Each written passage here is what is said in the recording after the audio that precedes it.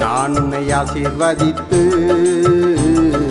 உன் பேரை பெருமைப்படுத்துவேன். நீ ஆசீர்வாதமாயிருப்பாய். கர்த்தர் நம்மை நினைத்திருக்கிறார், அவர் நம்மை ஆசீர்வதிப்பார். கர்த்தர் நம்மை நினைத்திருக்கிறார், அவர் நம்மை ஆசீர்வதிப்பார். இஸ்ரவேல் குடும்பத்தாரை ஆசீர்வதிப்பார், ஆரோன் குடும்பத்தாரை ஆசீர்வதிப்பார். இஸ்ரவேல் குடும்பத்தாரை ஆசீர்வதிப்பார், ஆரோன் குடும்பத்தாரை ஆசீர்வதிப்பார். கர்த்தர் நம்மை நினைத்திருக்கிறார், அவர் நம்மை ஆசீர்வதிப்பார். கர்த்தர் நம்மை நினைத்திருக்கிறார், அவர் நம்மை ஆசீர்வதிப்பார். இஸ்ரவேல் குடும்பத்தாரை ஆசீர்வதிப்பார், ஆரோன் குடும்பத்தாரை ஆசீர்வதிப்பார். இஸ்ரவேல் குடும்பத்தாரை ஆசீர்வதிப்பார், ஆரோன் குடும்பத்தாரை ஆசீர்வதிப்பார்.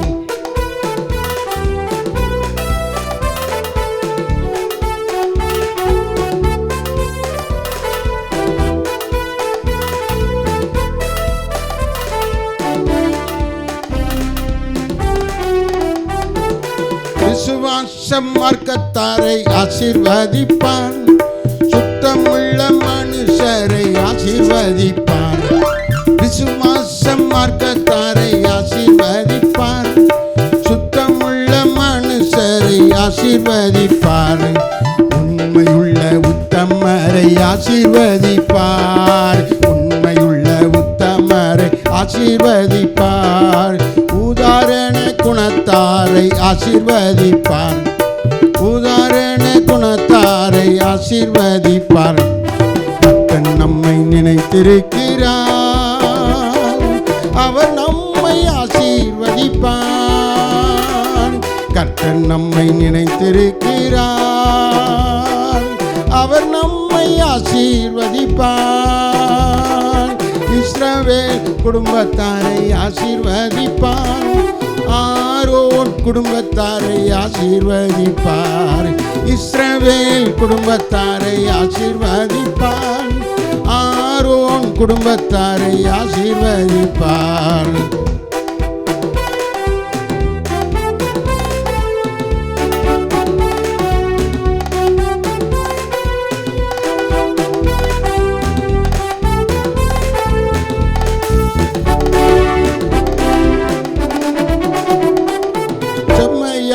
மக்களை ஆசீர்வதிப்பார், செம்மையானோர் வம்சம் ஆசீர்வதிப்பார். செம்மையான மக்களை ஆசீர்வதிப்பார், செம்மையானோர் வம்சத்தை ஆசீர்வதிப்பார். கருணை கண்ணனை ஆசீர்வதிப்பார், கருணை கண்ணனை ஆசீர்வதிப்பார். நல்லவனாய் வாழ்வோரை ஆசீர்வதிப்பார், நல்லவனாய் வாழ்வோரை ஆசீர்வதிப்பார். கர்த்தர் நம்மை நினைத்திருக்கிறார், அவர் நம்மை ஆசீர்வதிப்பார். கர்த்தர் நம்மை நினைத்திருக்கிறார், அவர் நம்மை ஆசீர்வதிப்பார். இஸ்ரவேல் குடும்பத்தாரை ஆசீர்வதிப்பார், ஆரோன் குடும்பத்தாரை ஆசீர்வதிப்பார். இஸ்ரவேல் குடும்பத்தாரை ஆசீர்வதிப்பார், ஆரோன் குடும்பத்தாரை ஆசீர்வதிப்பார். கர்த்தருக்கு மகிமை உண்டாவதாக. எல்லா துதி கன மகிமையும் ஆண்டவராகிய இயேசு கிறிஸ்துவுக்கே உண்டாவதாக. இயேசு ஆசீர்வதிக்கிறார் நேரம். இந்த நேரத்தில் தேவனுடைய வார்த்தையினாலே நாம் ஆசீர்வதிக்கப்படுகிறோம். இன்றைய தினத்தில் கர்த்தருடைய நாமம் மகிமைப்படும்படியாக நாம் வசனத்தை கேட்க இருக்கிறோம். இயேசு ஆசீர்வதிக்கிறார் திருச்சபையிலிருந்து ஆண்டவருடைய வார்த்தை உங்கள் மத்தியிலே கொண்டு வரும்படியாக ஆண்டவர் அனுக்கிரகம் செய்திருக்கிறார். நாம் தியானத்திற்காக எடுத்துக்கொண்ட தேவனுடைய வார்த்தை மத்தேயு 7ஆம் அதிகாரம் 21வது வசனத்தை நாம் வாசிக்க கவனிக்கும்போது தேவன் நமக்கு அங்கே சொல்லுகிற அந்த வார்த்தையை நாம் சரியாய் தியானிப்போமாக. மத்தேயு 7:21 நாம் பார்க்கிற போது அங்கே வேதம் சொல்லுகிறது, பிதாவின் சித்தம் செய்கிறவனே பரலோகத்தில் பிரவேசிப்பான். என்னை நோக்கி கர்த்தாவே கர்த்தாவே என்று சொல்லுகிறவன் தேவனுடைய ராஜ்யத்திலே பிரவேசிக்க முடியாது. பிதாவின் சித்தம், ஆண்டவருடைய சித்தம் செய்கிறவர்கள்தான் பரலோகத்துக்கு செல்ல முடியும் என்று வேதம் சொல்லுகிறது. இந்த பூமியில் வாழ்கிற மக்கள் எல்லாரும் நீங்கள் என்ன இடத்துக்கு செல்ல வேண்டும், பரலோகம் என்ற உன்னதமான இடத்துக்கு செல்ல வேண்டுமா அல்லது நரகமாகிய பாதாளத்துக்கு செல்ல வேண்டுமா அப்படின்னு கேட்டால் எல்லாரும் பூமியில் வாழ்கிற 100க்கு 100 மக்கள் எல்லாரும் சொல்லுவாங்க, நாம் பரலோகத்துக்கும் போகணும். இப்போ ஆண்டவர் பரலோகத்துக்கு செல்லணும், பரலோகத்துக்கு போகணும் அப்படின்னா நமக்கு ஒரு வழியை வைத்திருக்கிறார். நாம் என்ன செய்தால் பரலோகத்துக்கு செல்லலாம் என்பதை குறித்து ஒரு வழி சொல்லப்பட்டிருக்கிறது. அதை நாம் தியானிக்க இருக்கிறோம். ரொம்ப முக்கியமானது. நம்ம கஷ்டப்பட்டு வாழலாம், கடினம் உழைத்து வாழலாம், பரிசுத்தமாய் வாழலாம், அல்லாட்டினா நிறைய பணம் சேர்த்து வாழலாம். எல்லாம் சேர்த்து நாம் வாழ்ந்தாலும் கடைசியில் நாம் எங்கே செல்ல வேண்டும்? நம்முடைய வாழ்க்கை நித்திய ஜீவன் எங்கே போகும்? நம்ம நித்தியமாய் நம்முடைய இந்த சரீர வாழ்க்கைக்கு பிறகு நம்ம எங்கே போவோம் அப்படிங்கிறது ரொம்ப முக்கியமான ஒன்றாக இருக்கிறது. ஆனால் வேதம் சொல்லுது, பரலோக ராஜ்யம் உள்ளே போகணுன்னா ஆண்டவருடைய சித்தம் செய்யணும். வேதம் சொல்லுகிறது, இயேசு கிறிஸ்துவனுடைய வேதத்தினுடைய பரிசுத்த வேதாகமத்தினுடைய சித்தம் செய்ய வேண்டும். அப்படி சித்தம் செய்கிறவங்க தான் பரலோகத்துக்குள்ளே போக முடியும். சித்தம் செய்யலைன்னா போக முடியாது, நரகத்துக்கு தான் போகணும். அல்லாட்டினா சாதாரண மக்கள், அதாவது பாதாளத்துக்கு தான் போகணும். பிரியமானவர்களே, இப்போ தேவன் நமக்கு என்ன சொல்லி கொடுக்குறார்? நம்ம பரலோகம் போகணும், அதுக்கு அவர் சித்தம் செய்யணும். அவருடைய சித்தம் என்ன அது நமக்கு தெரிந்திருக்க வேண்டும். வேதத்தின் வழியாகத்தான் நாம் அவருடைய சித்தத்தை தெரிந்து கொள்ள வேண்டும். கர்த்தருக்கு ஸ்தோத்திரம். அப்போஸ்தலர் 13:36 தாவீது தேவனுடைய சித்தம் செய்து அந்த மகிமையை பெற்றுக்கொண்டான். மத்தேயு 26:39 இயேசு பிதாவின் சித்தம் செய்து மாம்ச சரீரத்திலே பிதாவின் சித்தம் செய்து தேவ சித்தம் செய்து அந்த மகிமையை வாழ்ந்து காண்பித்தார். அதுபோல மத்தேயு 12:50 சீசர்கள் தேவனுடைய சித்தம் செய்து வாழ்ந்தார்கள். மத்தேயு 8:2 குஷ்டரோகி ஆண்டவருடைய சித்தத்துக்கு தன்னை ஒப்பு கொடுக்கிறான். ஆண்டவருடைய சித்தம் என்ன என்று அவர்கிட்ட கேட்டு அதன்படி என்னை நடத்தும் என்று சொல்லுகிறான். அப்போஸ்தலர் 9:6 சவுல் தேவ சித்தத்துக்கு தன்னை ஒப்பு கொடுத்து, நான் என்ன செய்ய நீர் சித்தமாக இருக்கிறீர் என்று சொல்லி, ஏன்னா அவர் தெரிஞ்சு போச்சு சவுல் பாவமான வழியில் ஓடிக்கொண்டு இருக்கிறார். அப்பொழுது ஆண்டவர் சந்திக்கிறார். அப்போது நான் என்ன செய்ய சித்தமாக இருக்கு சித்தம் கேட்குறான். பிரியமானவர்களே, சில உதாரணங்களை மாத்திரம் ஆண்டவர் நமக்கு காண்பிக்கிறார். நம்ம ஆண்டவருடைய சித்தம் செய்தால் மாத்திரம்தான் பரலோகத்துக்குள்ளே போக முடியும், பரலோகத்துக்குள்ளே நம்ம செல்ல முடியும், அதை சுதந்திரிக்க முடியும் என்று ஆண்டவர் நமக்கு தெளிவாய் சொல்லியிருக்கிறார். ஒரு 3 வார்த்தைகளை நாம் தியானித்து முடிச்சிடும், அவ்வளோதான். கர்த்தருக்கு ஸ்தோத்திரம். கர்த்தர் நல்லவர்.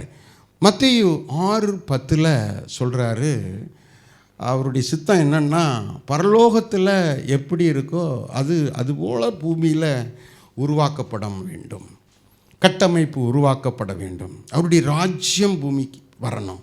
அது தேவனுடைய சித்தம்.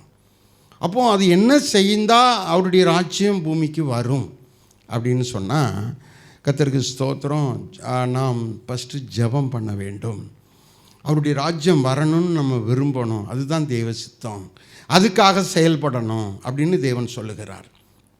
அவருடைய பரலோகம் எப்படி இருக்கோ அதுபோல் பூமி உண்டாக்கப்படணும். பரலோகம் எப்படி இருக்குது? பரலோகத்தினுடைய காரியங்கள் எப்படி இருக்குது?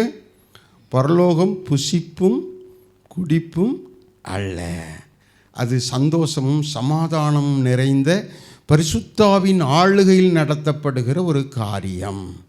அதுபோல் பூமியில் பரிசுத்த ஆவியானவரால் சந்தோஷமாக மக்கள் வாழணும், சமாதானமாக மக்கள் வாழணும். அதுதான் தேவனுடைய ராஜ்யம், அது பூமியில் வரணும் அப்படின்னு தேவன் சொல்கிறார். ஃபஸ்ட்டு தேவனுடைய விருப்பம் அது. இதை நம்ம செய்தால், இதுக்கு நம்ம உடந்தையாக இருந்தால், ஆண்டவருடைய ராஜ்யம் வருவதற்கு நாம் செயல்பட்டால் நாம் பரலோகத்துக்குள்ளே போகலாம். முதல் பாயிண்ட். ஆமென். கர்த்தருக்கு ஸ்தோத்திரம். ஆண்டவர் கிருபையாய் நமக்கு இப்படிப்பட்ட சத்தியத்தின் வழியில் நமக்கு சொல்லித்தந்து மூடத்தனத்தை அறியாமையை நீக்கி அவருடைய பாதையில் நடக்க நமக்கு போதிக்கிறார். லூக்கா 5:12 நாம் வாசிக்கிற போது இரண்டாவதாக தேவன் என்ன சொல்கிறார்னா, சித்தம் என்ன? பரலோக தேவனுடைய சித்தம் எப்படிப்பட்டதாக இருக்கிறது? நாம் சந்தோஷமாக வாழணும், சமாதானமாக வாழணும். இதுதான் தேவனுடைய சித்தம். இரண்டாவது சொல்லப்பட்டிருக்கிறது லூக்கா 5:12 நாம் வாசிக்கிற போது, நாம் சுகத்தோடு ஆரோக்கியத்தோடு இருப்பது ஆண்டவருடைய சித்தம். அப்போ மக்களுக்குள்ள வியாதியை பரப்பக்கூடாது, மக்களுக்குள்ள நோயை பரப்பக்கூடாது, நாமும் நோயில் மாட்டிக்கொள்ளக்கூடாது. கர்த்தருக்கு ஸ்தோத்திரம். ஒரு மனிதன், நல்ல மனிதன் வியாதியோடு வாழ்கிறான் என்று சொன்னால் அவனுடைய பாவம், அவனுடைய அறியாமை, அவனுடைய மூடத்தனம், அவன் சத்தியத்தை தெரியாததனால் வியாதியோடு வாழ்கிறான் என்று வேதம் நமக்கு காண்பிக்கிறது. ஒரு நல்ல மனிதன் குடிகாரனாக மாறிட்டா அவனுக்குள்ள எல்லா நோயும் வந்துடுது. அவனுக்குள்ள மஞ்சக்காமலை நோய் வந்துடுது. அவனுக்குள்ள அந்த குடிகாரனுக்குள்ள அந்த இருதயம் செயல்படாத வெந்து போகிற நிலைமை வந்து விடுகிறது. அவன் நோயாளியாய் மாற்றப்பட்டு விடுகிறான். தேவன் வியாதி உள்ளவர்களாய் வாழும்படி தேவன் விரும்பவே இல்லை. அப்போ எல்லாரும் சுகமாக வாழணும், அதுக்கு என்னவோ அதை நம்ம செய்யணும், நாமும் சுகமாக வாழணும், ஆரோக்கியமாக வாழணும். இதுதான் தேவ சித்தம். இதுதான் தேவ சித்தம். மூன்றாவது சொல்லி முடிக்கிறேன். மத்தேயு 18:14 சொல்லுகிறது, யாரும் கெட்டு போவது தேவனுக்கு சித்தம் இல்லை. யாரும் கெட்டு போவது தேவனுக்கு சித்தம் இல்லை. அப்போ நம்ம கெட்டு போகக்கூடாது, நம்முடைய குடும்பம் கெட்டு போகக்கூடாது, நம்முடைய உறவுகள், நம்முடைய சபை கெட்டு போகக்கூடாது, நம்முடைய தேசம், நம்முடைய மாநிலம் கெட்டு போகக்கூடாது, நம்மை சார்ந்தவர்கள் கெட்டு போகக்கூடாது. அவர்களை ஆண்டவருடைய பாதையில் நடத்தி நல்லவர்களாய் மாற்ற வேண்டும், கெட்டவர்களை நல்லவர்களாய் மாற்ற வேண்டும். இப்படி நம்ம செய்வது தேவனுக்கு சித்தம். 3 காரியம் சொல்லியாச்சு.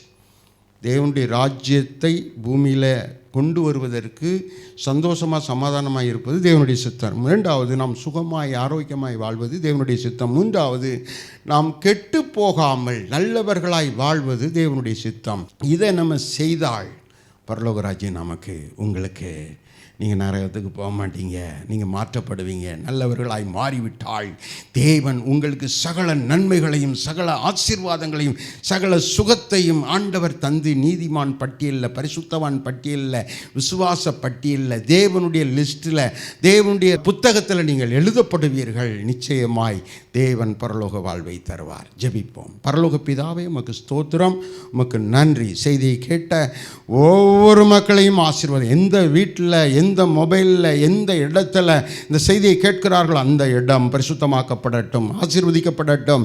இந்த வார்த்தையை கேட்டுக்கொண்டிருக்கும் போதே நோய்கள், பேய்கள், சாபங்கள், தீமைகள், தீங்குகள், ஆபத்துக்கள், செய்வனைகள், பில்லி சூனியங்கள் இயேசுவின் நாமத்தில் நீங்குவதாக. தேவனுடைய வல்லமை உம்முடைய பிள்ளைகளை ஆசீர்வதிக்கட்டும். இப்பொழுது இந்த நேரத்தில் என்ன ஜெபித்து கொண்டிருக்கிறார்களோ அதை கர்த்தர் வாய்க்க பண்ணும், அற்புதம் செய்யும். இயேசுவின் நாமத்தில் ஜெபிக்கிறேன் பிதாவே, ஆமென். கர்த்தர் உங்களை ஆசீர்வதிப்பார். God bless you. நான் உன்னை ஆசீர்வதித்து உன் பேரை பெருமைப்படுத்துவேன். ஆசீர்வாதமா